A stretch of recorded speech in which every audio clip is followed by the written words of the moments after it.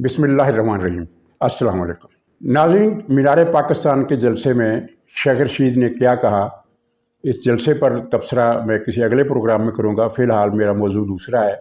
शेख रशीद ने एक तो चीफ़ जस्टिस उमर अता बिंदियाल का नाम गलत लिया और कहा, जैसा कि आप वाज़ेह तौर पर सुन सकते हैं कि उसने कहा कि जस्टिस उमर ख़ता बिंदियाल। ये उसने जानबूझकर कहा या बौखलाया हुआ है। और जिस तरह पीटीआई के सारे लोग आजकल बौखलाए हुए हैं, उन कहना कुछ चाहते हैं, कहते कुछ है, तो ये कैफियत उसका भी इजहार हो सकता है। लेकिन बहरहाल अवाम ने, सुनने वालों ने इस नाम का लुत्फ़ लिया और कहानी जो है वो शेख रशीद की ज़बानी उसका उन्वान हमें मिल गया है। शेख रशीद ने कहा कि सारी कौम उमर ख़ता बिंदियाल की तरफ देख रही है, यानी ये कि उसकी फरमाइश है कि चीफ़ जस्टिस से कोई फ़ैसला सुना दें जिससे इस हुकूमत से निजात मिल जाए, जो कि उनकी चीफ़ जस्टिस के बस में नहीं है। इसने कहा कि ये इलेक्शन अक्टूबर में इसलिए लेकर गए हैं कि उस वक्त ना उमर अता बिंदियाल होगा, ना ही उल्वी होगा। हमारी किसी इदारे से जंग नहीं है। आपने 30 अप्रैल की तारीख को 8 अक्टूबर इसलिए बदला है कि 8 अक्टूबर को अलवी सदर नहीं होगा। 8 अक्टूबर को चीफ जस्टिस साहब नहीं होंगे। उमर बंदियाल साहब, उमर ख़ताब बंदियाल साहब, मेरा आपके वालिद से तल्लुक़ रहा है। सारी कौम सुप्रीम कोर्ट के दरवाजे की तरफ देख रही है।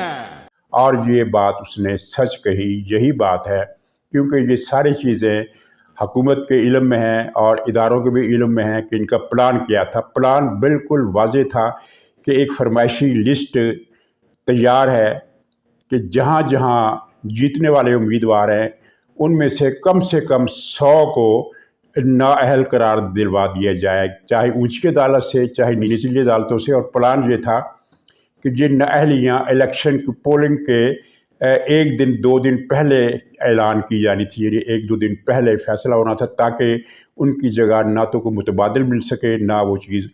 आप कहेंगे कि ये तो बड़ी अहमकाना किस्म की सोच है। तो जी हुजूर, यही बात है कि इनकी अब सोच जो है, अब जो उनका टारगेट है वो सारे के सारे इसी तरह के अहमकाना है, बिल्कुल होशो हवास से बेगाना है और हक़ाइक़ पर भी उस तरह ये नज़र नहीं डाल रहे। छोटी सी मिसाल से आपको अंदाज़ा होगा कि ये किस दुनिया में रह रहे हैं। आज से 1.5 महीना पहले तक, बल्कि 1 महीना पहले तक, और वैसे तो ये मुहिम कई महीनों से चल रही है कि पाकिस्तान डिफ़ाल्ट होने वाला है।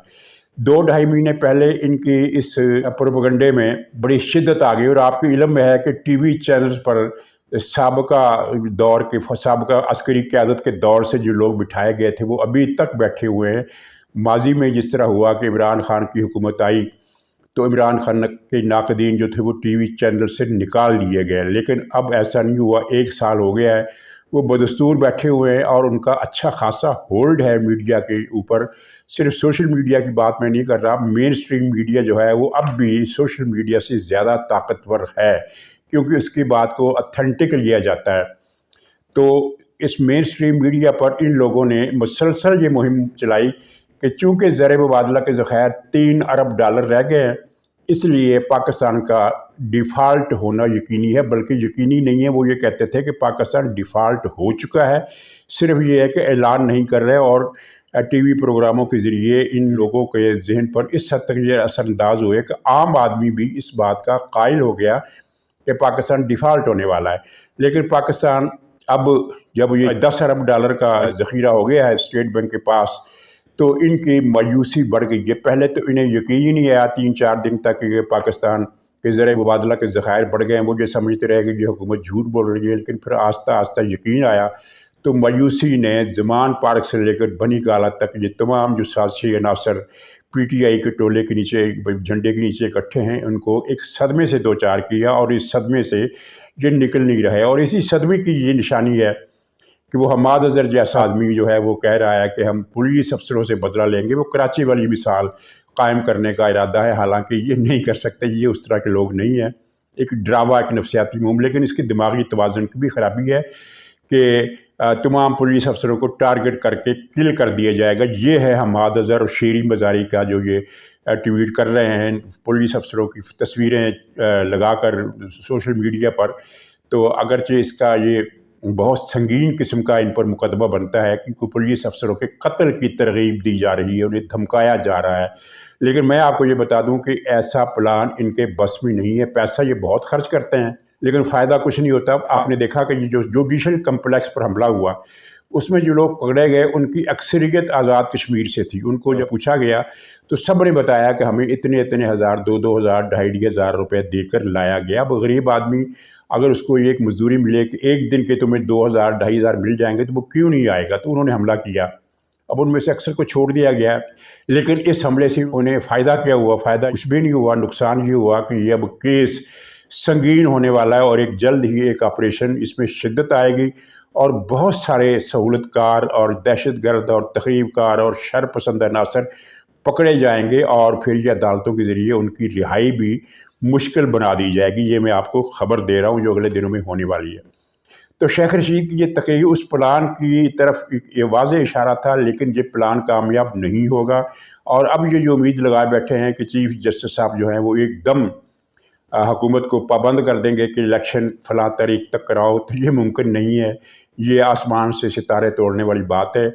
الیکشن حکومت نے کرانے ہیں، وہ نہیں کرائے گی تو کوئی حکومت کا کچھ نہیں بگاڑ سکتا۔ یہاں تو توہین عدالت کا کہ یہ شک ہے وہ بھی نہیں لگائی جا سکتی، جیسا کہ وہ دندان ساز نے کل اپنے خط میں لکھا۔ تو یہ پلان ہو گیا ناکام۔ تو اب عمران خان کی مایوسی دیکھ لیجئے، یہ جو زمان پارک سے نکلا ہے جب جلسے کے لیے تو اس سے پہلے یہ بڑا بھنایا ہوا تھا اور اس نے پارٹی قیادت کو کچھ سخت باتیں بھی کی ہیں کہ یہ اتنے کم لوگ کیوں اکٹھے ہوئے ہیں۔ تو اب اسے یہ اندازہ ہو جانا چاہیے کہ اب لوگ کم ہی آیا کریں گے۔ اب تم خود کو عادی بنا لو، تیار کر لو اپنے ذہن کو کہ اب تمہارے جلسوں میں لوگ پہلے کی طرح نہیں آئیں گے۔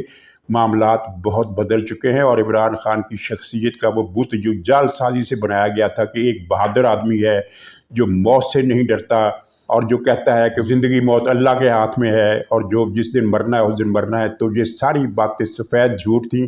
وہ تو اتنا ڈرا ہوا ہے کہ بلٹ پروف گاڑی ہے اور اس بلٹ پروف گاڑی کے باہر پھر اس نے لوہے کے کٹہرے لگائے ہوئے ہیں۔ اس کو اعتبار ہی نہیں ہے کہ یہ جو بلٹ پروف گاڑی ہے یہ گولی روک لے گی۔ وہ سمجھتا ہے کہ یہ ایک مزید اس پر وہ خول چڑھانا چاہیے، جس طرح یہ وہ پیپا لے کر عدالتوں میں آتا ہے۔ اس کو چاہیے کہ پیپا کمزور ہوتا ہے، بالٹی لیا کرے۔ تو ناظرین، یہ جو سارا معاملہ چل رہا ہے، عدلیہ اس میں سب سے زیادہ سفر ہوئی ہے، سب سے زیادہ اس میں نقصان عدلیہ کا ہوا ہے، جس کے عجیب نام پڑ گئے ہیں۔ اور یہاں پھر ایک لوگوں میں کچھ الجھن بھی پیدا ہو گئی ہے کہ اصل ماجرا کیا ہے، کیونکہ ایک طرف تو عدلیہ کو عوامی خطاب مل گیا ہے کہ ٹرک کورٹس ہیں، یعنی ٹرک آتے ہیں اور فیصلہ لے کر جاتے ہیں، اور دوسری طرف یہ جنرل باجوہ نے جو انکشاف کیا اور انکشاف کیا ہے، سب کو پہلے سے پتہ ہے کہ ان کی بعض کی بات ہو رہی ہے کہ بعض کی جو بیویاں ہیں اور بیٹیاں ہیں وہ عمران خان پر لٹو ہیں، عمران خان پر فدا ہیں، عمران خان ان کا کرش ہے، تو وہ بیگمات کے زیر اثر یہ فیصلے سناتے ہیں۔ اس نے تو 4 ججوں کے نام بھی لیے باجوے نے کہ یہ 4 جج جو ہیں یہ بیویوں کے کہنے پر فیصلہ سناتے ہیں۔ تو کنفیوژن لوگوں میں یہ ہو گیا کہ پھر اصل ماجرا کیا ہے، کیا یہ ٹرک وصول کر کے فیصلہ کرتے ہیں یا بیگمات کی فرمائش پر اور بیٹیوں کی فرمائش پر یہ فیصلہ کرتے ہیں؟ تو عرض یہ ہے کہ سیدھی سی بات ہے کہ دونوں باتیں بیک وقت سچ ہیں۔ مسئلہ یہ ہے کہ عمران خان ان کی بیویوں کا اور بیٹیوں کا کرش ہے اور وہ وہاں سے بھی فیصلے آتے ہیں، لیکن عمران خان نے بھی تو ان کو نوازنا ہوتا ہے، جس کا بھانڈا فواد چودھری نے پھوڑا اور جس کی تفصیلات ہمیں بہت ساری چیزوں سے ملی، جیسا کہ مظاہر نقوی صاحب کے کیس میں کم سے کم یہ چیزیں جو ریفرنس میں سامنے آ گئی ہیں، وہ سلطانی گواہ بن گئے ہیں۔ ان کا جو فرنٹ مین تھا مظاہر نقوی صاحب کا، تو کس طرح کتنے پلاٹ کیا چیزیں حکومت نے ان کو نوازا۔ تو جب بیوی کا کرش بھی ہو اور اوپر سے عمران خان نواز بھی رہا ہو، تو پھر کون سا پاگل ہوگا جو یہ کہے گا کہ نہیں ہم صرف بیوی کی بات مانیں گے، ہمیں اتنا ہی کافی ہے، ہمیں ٹرک کی ضرورت نہیں جناب، ٹرک تو آتا ہے تو آئے، ایک نہیں 2 آتے تو 2 آئیں۔ تو یہ عادت عمران خان نے ڈال دی، تو چنانچہ بیگمات اور ٹرکات یہ دونوں کا مروبہ ہے جو فیصلوں کی شکل میں سامنے آ رہا ہے۔ آپ نے دیکھا کہ جج نے خود بتایا کہ حفاظتی ضمانت اس میں نہ تو توسیع ہو سکتی ہے نہ وہ دوسری مرتبہ مل سکتی ہے۔ وجہ یہ ہے کہ حفاظتی ضمانت کا مطلب یہ ہوتا ہے کہ فلاں عدالت میں میری حاضری ہے فلاں تاریخ کو، میں وہاں حاضر ہونا چاہتا ہوں، لیکن مجھے خدشہ ہے کہ میں جب اس عدالت میں جاؤں گا تو پولیس مجھے پکڑ لے گی، اس لیے مجھے ایک گارنٹی دی جائے کہ اس عدالت تک پہنچنے تک مجھے گرفتار نہیں کیا جائے گا۔ یہ ہوتی ہے حفاظتی ضمانت۔ تو اس نے وہاں نہیں گیا اور دوسری مرتبہ حفاظتی ضمانت دے دی گئی، جو کہ قانون کے قطعاً خلاف ہے، قانون کو توڑا گیا ہے۔ اب جو جج قانون کو توڑے اس کے بارے میں کیا کرنا چاہیے؟ اصولاً تو فوری ریفرنس جانا چاہیے، لیکن یہ جو سسٹم ہے اس وقت پاکستان میں جو قائم ہے وہ بہت آہستہ آہستہ ایک لاجیکل رفتار سے افراتفری کیے بغیر، ادھم مچائے بغیر، سلو قسم کی ایک اسٹریٹجی کے ساتھ آگے بڑھ رہا ہے اور پیچھے نہیں ہٹ رہا، آگے ہی بڑھ رہا ہے۔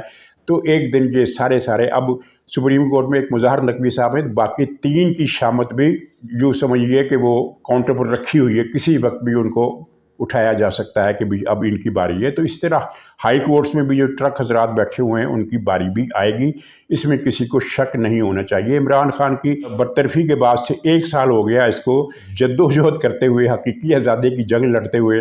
اس سے قطع نظر کہ وہ حقیقی آزادی کی جنگ میں اب امریکہ اور برطانیہ اور فرانس کو بھی اس نے شامل کر لیا ہے، لیکن اس 1 سال کی جنگ میں اسے مسلسل ناکامیوں کے سوا کیا ملا ہے؟ ایک کامیابی اس کی بتا دیں کہ جو اس نے 11-12 مہینے میں حاصل کی ہو۔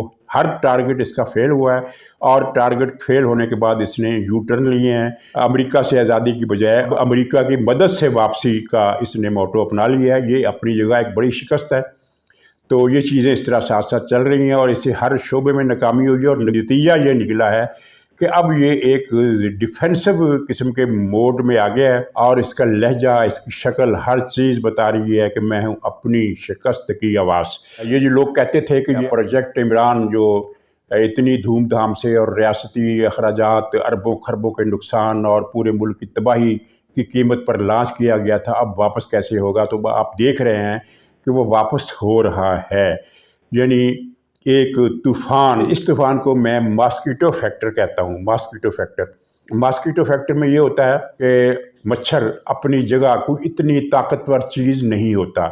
مثلا مچھر آپ کے سامنے کیا اہمیت رکھتا ہے؟ آپ اسے تالی بجا کر مار سکتے ہیں، لیکن اگر مچھر آپ کے قابو میں نہ آئے تو آپ کی ساری رات کی نیند وہ حرام کر دے گا، اگر آپ اس کو مارنے میں کامیاب نہیں ہو سکتے۔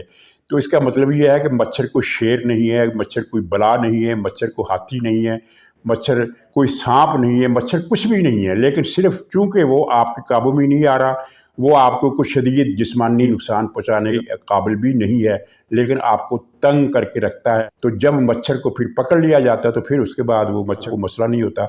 تو یہ عمران خان کی حیثیت پاکستانی سیاست میں، پاکستانی سماج میں، پاکستان کی ریاست کے ڈھانچے میں ایک مچھر کی طرح ہے، اور یہ نیندیں خراب کر رہا ہے، حرام کر رہا ہے۔ اور یا اس کو آپ ایک مثال سمجھ لیجیے کہ مچھر کی بجائے آپ کھٹمل فیکٹر کا اس کو نام دے دیں۔ کھٹمل پاکستان میں بہت سارے لوگ نہیں جانتے کہ کتنی تکلیف دہ چیز ہوتا ہے۔ پاکستان کے بے شمار بہت سارے علاقوں میں یہ کھٹمل نہیں ہوتا، لیکن کئی علاقوں میں ہوتا ہے، خاص طور پر کراچی کے بہت سارے علاقوں میں اب بھی یہ ہے، اور جن کو کھٹمل سے واسطہ پڑا ہے وہ جانتے ہیں کہ کھٹمل کیا ہوتا ہے۔ یہ ایک حقیر سا کیڑا ہے کہ جس کو آپ ماچس کی تیلی دبا کر رکھے تو وہ مر جائے گا، لیکن کرتا گیا یہ چارپائی کے اندر رخنے بناتا ہے، اور چارپائی کے ان رخنوں میں چھپ جاتا ہے۔ آدمی ساری رات تڑپتا ہے، کبھی لحاف اتار کر، کبھی چادر بستر کی وہ گدے تکیے ہر چیز بدل کر دیکھتا ہے، وہاں کچھ اسے نہیں ملتا۔ کھٹمل کے کاٹنے کی جو اذیت ہے وہ مچھر کے کاٹنے سے زیادہ تکلیف دہ ہے۔ تو کھٹمل کو پھر کیسے مارا جاتا ہے؟ 2 طریقے ہوتے ہیں۔ ایک طریقہ یہ ہے کہ اگر گرمیوں کا موسم ہے تو چارپائی کو سخت دھوپ کے اندر رکھ دو، 15 منٹ کے اندر اندر وہ کھٹمل جو ہیں وہ گرمی سے برداشت نہیں کر سکتے، وہ دھوپ کی لو تمازت اس کو برداشت نہیں کر سکتے، وہ اپنے رخنوں سے باہر آ کر نیچے گرنا شروع ہو جاتے ہیں زمین پر، وہاں ان کو آسانی سے مار دیا جاتا ہے۔ یا پھر یہ ہوتا ہے کہ ان رخنوں پر ان کو تلاش کر کے ان کے اندر تھوڑا تھوڑا مٹی کا تیل ڈال دیتے، وہ کھٹمل اندر ہی مر جاتا ہے۔ تو یہ عمران خان بھی ایسا کھٹمل ہے جس کے پاس چھپنے کے لیے رخنے ہیں، پناہ گاہیں ہیں۔ وہ کیا پناہ گاہیں ہیں؟ وہ ٹرک اڈے ہیں، لاہور کا ٹرک اڈا، اسلام آباد کے ٹرک اڈے، کراچی کا بھی ٹرک اڈا ہے، وہاں بھی یہ تو اس کو وہاں پناہ مل جاتی ہے۔ ورنہ عمران خان کو آج سے 12 مہینے پہلے गिरफ्तार किया जा सकता था, जिसके बाद ये इसका जो खटमल और मच्छर फैक्टर है ये बेअसर हो जाना था। ये सारा मसला पैदा ही इसलिए हुआ कि इसके पास रख रहे हैं। मिसाल के तौर पर जुलाई की बात है गालबन कि जब सुप्रीम कोर्ट ने पंजाब असम्बली का इलेक्शन, जायज़ इलेक्शन, आइनी और कानूनी इलेक्शन कलअदम करके परवेज़ इलाही को मुसल्लत किया था, उसके बाद से फिर ये बहरान शुरू हुआ जिसने पाकिस्तान को कितना मालियाती नुकसान पहुँचाया, कितनी तबाही मचाई, आपके सामने है।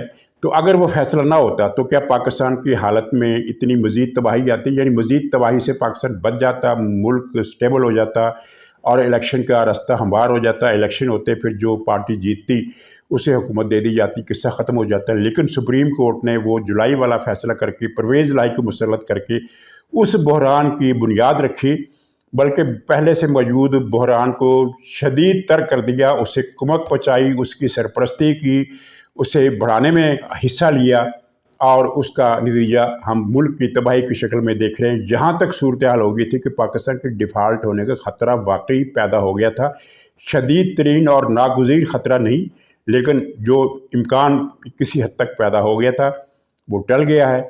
सुप्रीम कोर्ट के फ़ैसले के बावजूद टल गया है। तो ये इस हुकूमत की समझ लीजिए एक हिम्मत है या इदारों की हिम्मत है। तो नाज़रीन, अब इदारों के सामने जो मसला है ना, वो ये कोई सियासी मसला नहीं है। उनके सामने मसला है ये एंटी पाकिस्तान एजेंडा।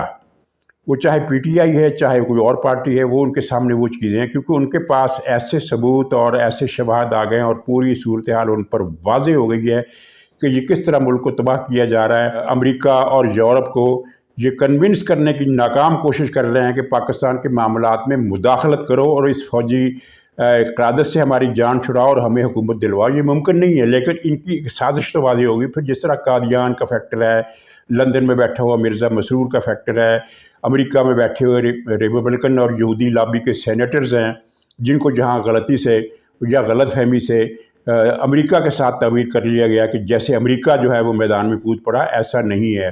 पाकिस्तान में भी सेनेटर होते हैं, अरकान कौमी असम्बली होते हैं, तो उनमें से एक जमात के अरकान कौमी असम्बली अगर किसी और मुल्क के दौरे पर चले जाएं तो वहाँ के लोग उसे क्या कहेंगे कि ये सारे पाकिस्तान की नुमाइंदगी कर रहे हैं। नहीं, जो मसलक की बुनियाद पर, सियासी मफादात की, सियासी नज़रियात की बुनियाद पर, लिसानी मफादात की बुनियाद पर उनका एक अपना नुक्ता नज़र होगा जो उस कम्यूनिटी के नुक्ता नज़र की तायीद करता है या तर्जमानी करता है, पूरे मुल्क की नहीं।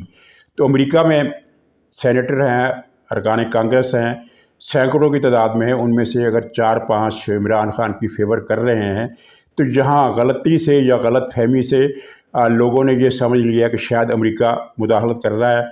मैं आपको साफ बता दूं कि अमेरिका इस वक्त बिल्कुल जो क्लियर पोजीशन है वो ये है कि पाकिस्तान की सियासत में मुदाखलत नहीं कर रहा। ना तो वो इस हुकूमत की हिमायत कर रहा है और ना वो इमरान खान की हिमायत कर रहा है। ये अमेरिका की पॉलिसी है। अमेरिका के अंदर एक तबका है जो पाकिस्तान को तोड़ना चाहता है। वो ताकतवर है, लेकिन इतना ताकतवर नहीं है कि वो फैसला कौन पोजीशन में आ जाए। इसलिए पाकिस्तान के टूटने का ख़तरा नहीं है। लेकिन इमरान खान के हामियों ने अब खुलकर तकरीरें शुरू कर दी हैं, हमारी रेड लाइन को कुछ हुआ तो हम ये पाकिस्तान तोड़ देंगे। एक पीटीआई की लीडर की वो वीडियो भी आपने शायद देख ली हो, जिसमें वो कह रहा है कि फिर हम अपने सूबे को, यानी पुख्तूनख्वा सूबे को पाकिस्तान से अलग कर देंगे। ये उनका एजेंडा है, लेकिन इस एजेंडे की कामयाबी का इम्कान नहीं है। हाँ, मुश्किलात बढ़ सकती हैं, क्योंकि टीटीपी खुलकर ये कहती है कि हम पुख्तूनख्वा को, बल्कि चमन तक के सारे इलाके को पाकिस्तान से अलग करके नया मुल्क बनाना चाहते हैं। और अफ़गानिस्तान में मौजूद तालिबान की हुकूमत के अंदर भी एक ताकतवर धड़ा इस बात का ऐलान करता है कि हम ड्यूरल लाइन को नहीं मानते। ये अंग्रेज़ों ने बनाई हुई है। और यही बात इमरान खान ने एक गैर मुल्की नशरियाती इदारे को इंटरव्यू देते हुए भी कही थी कि ड्यूरल लाइन जो है ये अंग्रेज़ों ने बनाई थी, यानी वो भी इसको नाजायज़ सरहद मान रहा है, इस सरहद का इनकार कर रहा है। हालांकि ये एक मुआहदे के तहत कायम हुई थी और उस मुआहदे को काबुल हुकूमत ने तस्लीम किया था। और फिर दुनिया में जो नक्शे बदलते हैं तो उसका तारीख से लाजमी ताल्लुक़ बरकरार नहीं रहता। मसलन आज से 100 साल पहले तो हिंदुस्तान इकट्ठा था, अब पाकिस्तान बन गया, तो क्या पाकिस्तान का वजूद इस बुनियाद पर हम ख़त्म कर दें? ये 100 साल पहले तो पाकिस्तान नाम का कोई वजूद ही नहीं था। फिर 1971 में पाकिस्तान का आधा हिस्सा पाकिस्तान से अलग हो गया। अब हम इस आज़ाद वजूद को तस्लीम करते हैं और उसका एहतराम भी करते हैं।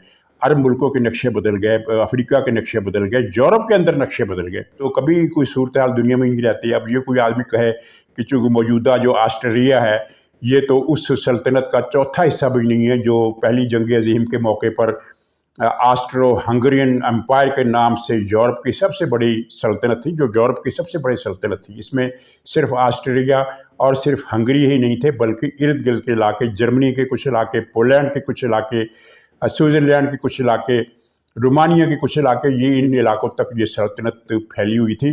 तो अब कोई शख्स उठकर ये कह सकता है कि ये मौजूदा ऑस्ट्रेलिया हमें कबूल नहीं है, ये तो बहुत छोटा सा हिस्सा है, इसका हमें वापस इसको बहाल करो। तो ये बकवासबाजी ये होती है ना कि ड्यूरल लाइन को हम नहीं मानते क्योंकि अंग्रेज़ों ने कायम की थी। तो फिर अंग्रेज़ों ने तो और भी कई सरहदी तब्दीलियाँ की हैं, उन सबको भी फिर इनकार करो, ये कैसे मुमकिन है? इसराइल अंग्रेज़ों ने बनाया, 1948 से पहले इसराइल का वजूद नहीं था।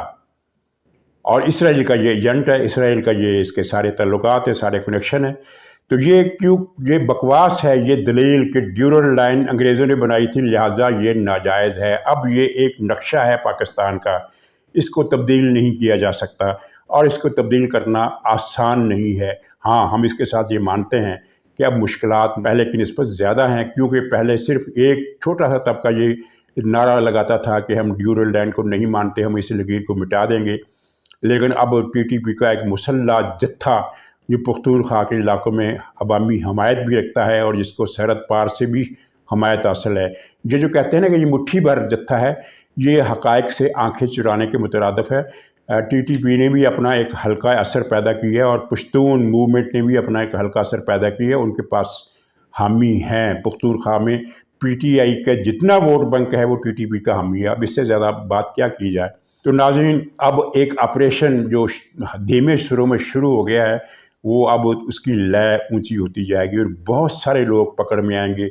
ये हमाद अज़हर से लेकर वो पख्तूनख्वा का जो गुंडा है, सबसे बड़ा गुंडा अली अमीन गंडापुर, वो भी नहीं बचेगा। ये सारे पकड़े जाएंगे और इन पर इनके ख़िलाफ़ कार्रवाई भी होगी, क्योंकि हमाद अज़हर ने साबित कर दिया है कि वो पंजाब में दहशत गर्दी का प्लान बना रहा है और लोगों को उकसा रहा है कि पुलिस वालों को टारगेट करके किल करो। ये लोग नहीं बचेंगे और बहुत सारे लोग नहीं बचेंगे। इमरान खान के साथ जो होना है उसका मैं सिर्फ आखिरी फ़िक्रा कहकर आपसे इजाज़त चाहूँगा।